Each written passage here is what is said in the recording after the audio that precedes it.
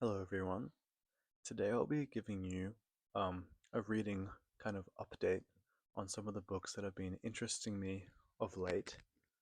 Uh, and I'll be basically talking about some books that I've read recently and also some books that I've acquired recently.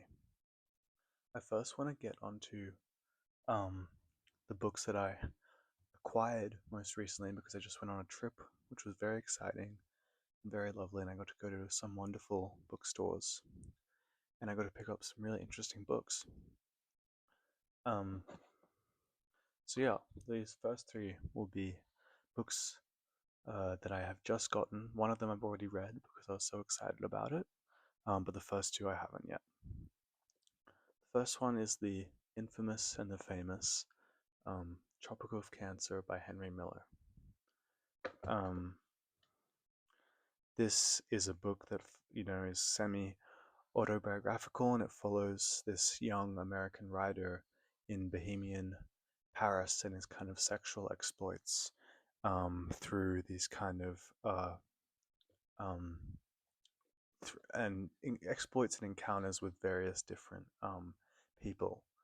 Uh, you know, um, I'll hold it up here so you can take a look. I think this painting, which is called Gravitational, I really find quite fitting to what I know about the book. Uh, I became interested in Henry Miller himself and Aeneas Nin, his uh, his kind of partner, um, just through kind of learning about um, eroticism and kind of uh, egregious sexual fiction. This book was had a kind of very infamous obscenity trial. It was banned for being pornographic. Um, Another book I've kind of been grappling with, Naked Lunch by Burroughs, has also kind of had this kind of infamy. Uh, and I've kind of been quite interested in the erotic as of late, especially in um, kind of obscenity. Uh, and so yeah, I just thought this is probably one of the most famous examples of that. And I am excited to see. I actually don't know yet. I haven't read it. I'm excited to see how it kind of molds its subject, which is sex, with its kind of transcendent and rebellious kind of form. I've heard it's very much a book that defies conventions. The next book I got, I hadn't heard of. It is quite looks like quite to be a useful book for me. It's called quite a catchy name. Um, Sexual. I'm sure. I don't think you guys can read it since it's backwards, but I'll read it for you.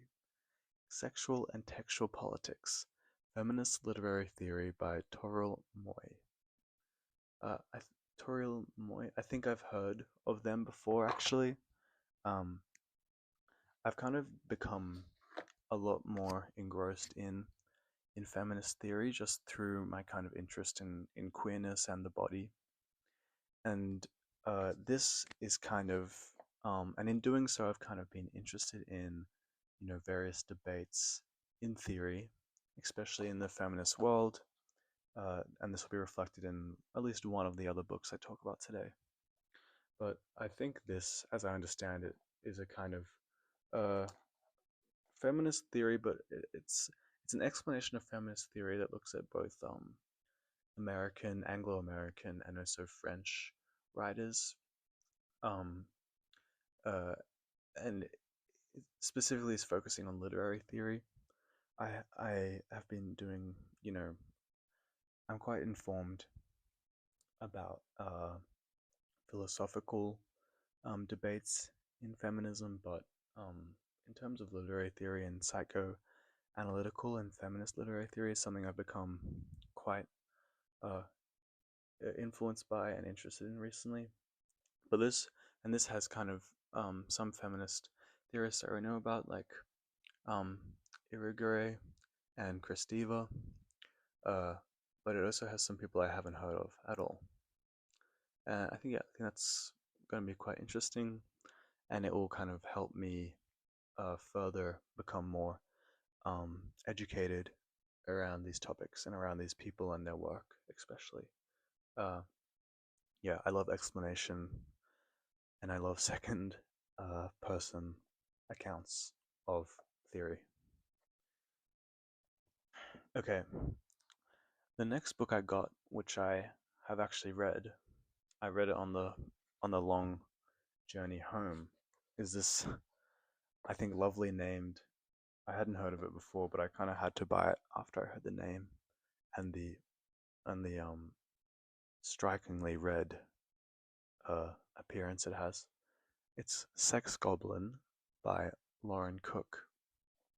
I'll read the back for you because I'm fairly sure not many people have heard of this book since it's published by quite a um I would say not to be pretentious niche publisher. I hadn't heard of this person or the publishing or the publisher. What's the publisher called? Nightboat Books. I hadn't heard of Lauren Cook or Nightboat Books before I saw it in the store, but it's kind of opened up a whole new world to me of contemporary writing, and I've kind of seen that I've already kind of made a mess and bashed up this book because I was just roughly reading through it, but it's very much uh, kind of it's like a series of vignette form. Um, it is not a kind of linear story. It's a series of kind of thoughts. It almost comes off as journalistic, but it's it has to have been written in a computer because it's so kind of engrossed in the online context that we live in. I'll read the back to kind of um, give you more context itself. As if hauled up squirming from the bowels of the internet, Sex Goblin metabolizes sex writing, popular culture, and autofiction to present the real and the imagined as equally surreal possibilities. In the narrator's childlike voice, all things become more mundane and strange. A child and their dog fused after a car accident, moments of tenderness amidst frat hazing, witches and hiking accidents. At turns charming and bizarre, Cook's work channels sexual violence through the lens of the absurd, to alchemize shame and abuse into something that registers differently than trauma. Sex Goblin is barely factual but deeply felt field guide to relationships and relatability. And that's Sex Goblin. I mean, yeah, I read it.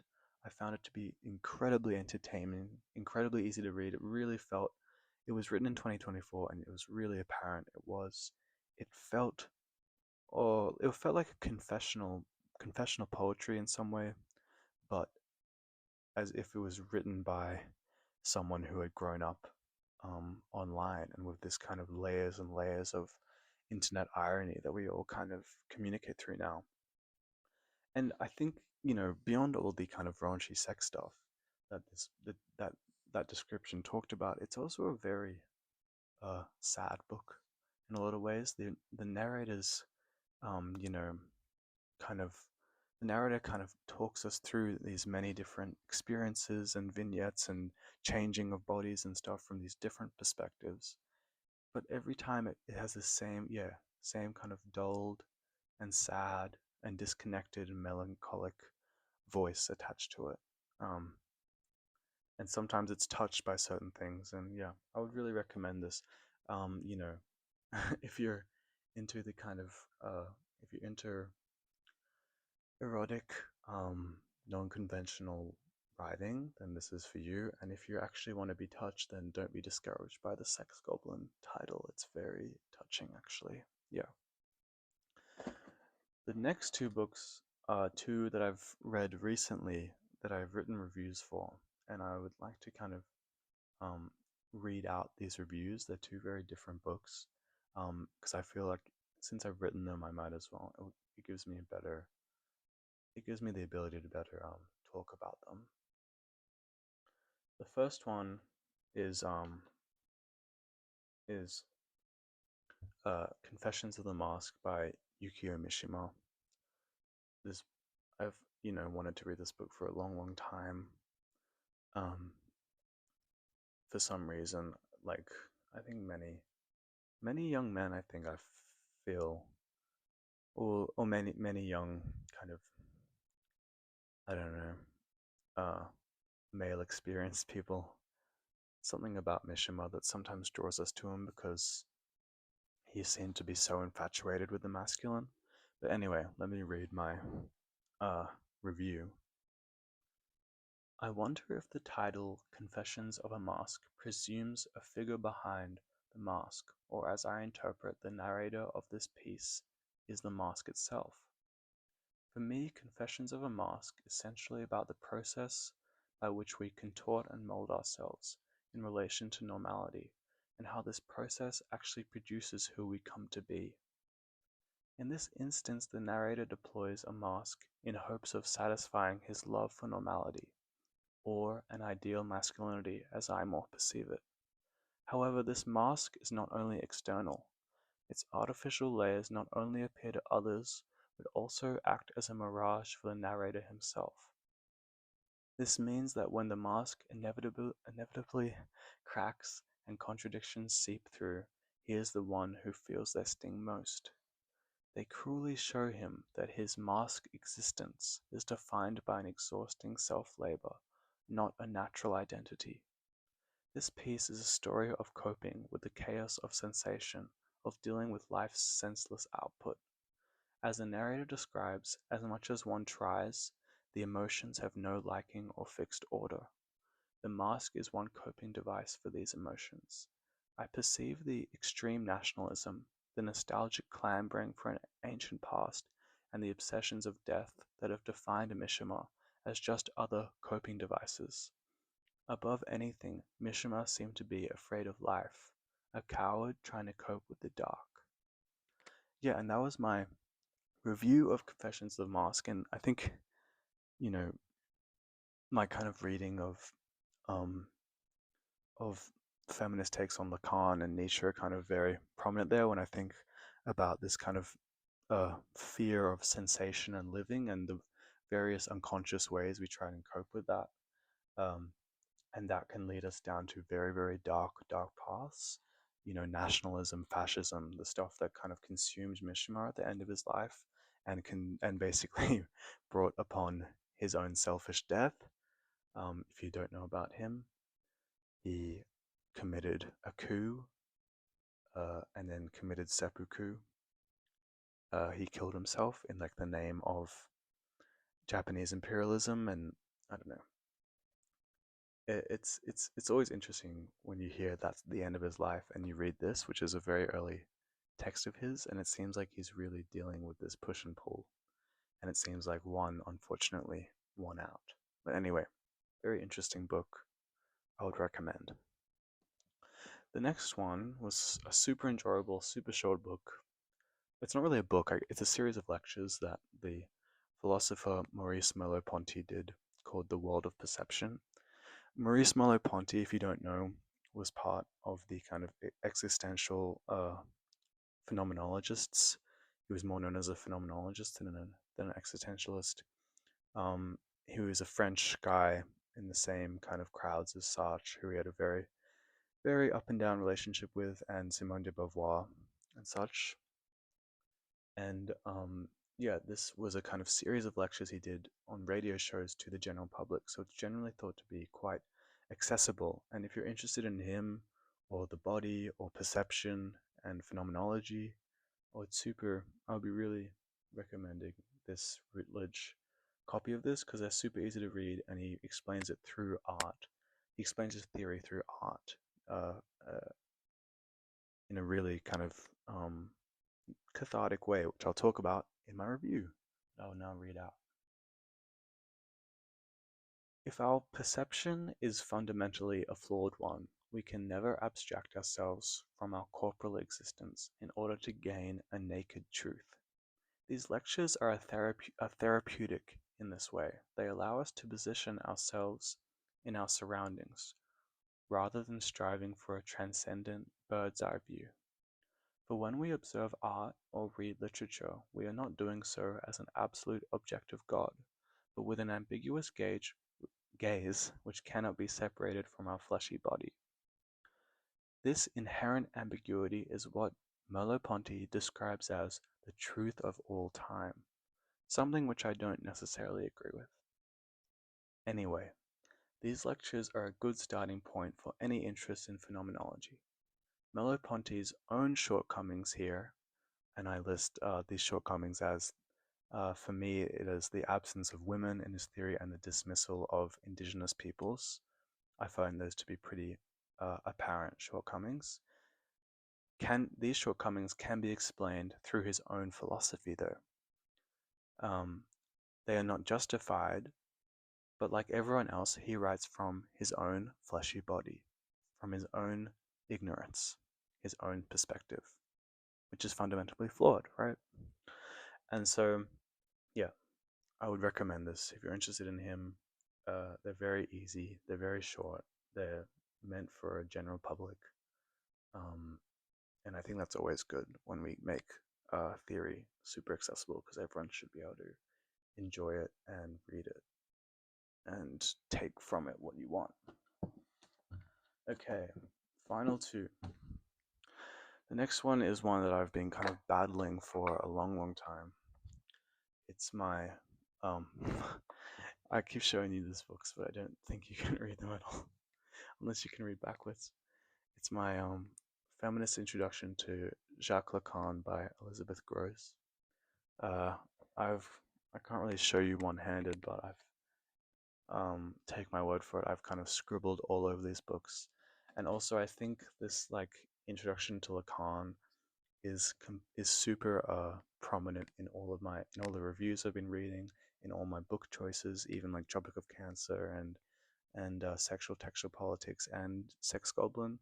It's kind of been influenced by this book and me reading about Lacan, but man, this is a really, really hard book. It feels like I'm reading a textbook. It's super hard, but I'm definitely getting a lot out of it. I haven't even got up to the part which is, Lacan and feminism, where Grosz like gives her kind of take on Lacan. I'm only up to like the kind of explanation of Freud and Lacan's psychoanalytic theories, which are great and they're super expansive in terms of my perspective, but or maybe not even expansive, maybe deepening.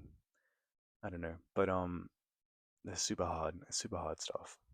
Anyway, yeah, I'm gonna try and keep slugging through this, but with the university starting in not too long, we'll see how long I can last.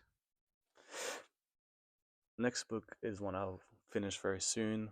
I'm very close to be finishing, and it's been an absolutely uh in I don't know. It's the second Toni Morrison I will have read when I finish it. My first was Song of Solomon, which is one of my favorite books ever. This is Beloved, probably I think her most famous book. Lots of people I knew got to read this in high school, and I never did. I never even heard of Toni Morrison until my brother handed me Song of Solomon, and then I read it, and I was like, this is like the most poetic, mythical writing I've ever read. And this, I don't know if it's better than Song of Solomon, but I'm certainly enjoying it just as much. Or enjoying it is one way of putting it. I'm just absolutely astounded by how kind of an incredible writer she is, and how she's able to depict these truly tragic emotions and feelings in this insanely horrible kind of period of slavery in America, in such a kind of engrossing way. It's truly like I think it's truly like a literary experience that I have when I read Toni Morrison. It's like I'm witnessing like a true great. Yeah, I think this is just a total masterpiece. Uh, I like you can aspire like I could aspire to write something like Sex Goblin, maybe even like that kind of vignette style that's kind of not conventional and it's kind of arty. I couldn't even imagine writing this good. Yeah. Um, and that's not, that's no diss on Sex Goblin, but this is truly on another level. Uh, I don't know. Sometimes it's like too much because she's just able to capture. Like I truly feel like I could understand what they were feeling at the time. I think she's really captured it. Um, and it reminds me of, I've read some of like Franz Fanon's work, and he talks about the inferiority complex um of kind of colonized people and of black people. And I think she and all these kind of different horrible psychological effects of colonization, of slavery, but she kind of takes it to the kind of um the social and the supernatural even. um I don't know, I think it's also hard for me to kind of uh sometimes read it because I come from such a disconnected, privileged place, and it's almost like I'm getting uh my bubble burst, but in a very kind of important way where I should be, and I should be thinking about these things. um but yeah, it's just, I don't know, it's hard to describe, honestly. Yeah, truly great, truly great. And yeah, those are the books I wanted to talk about. Um, yeah, thank you.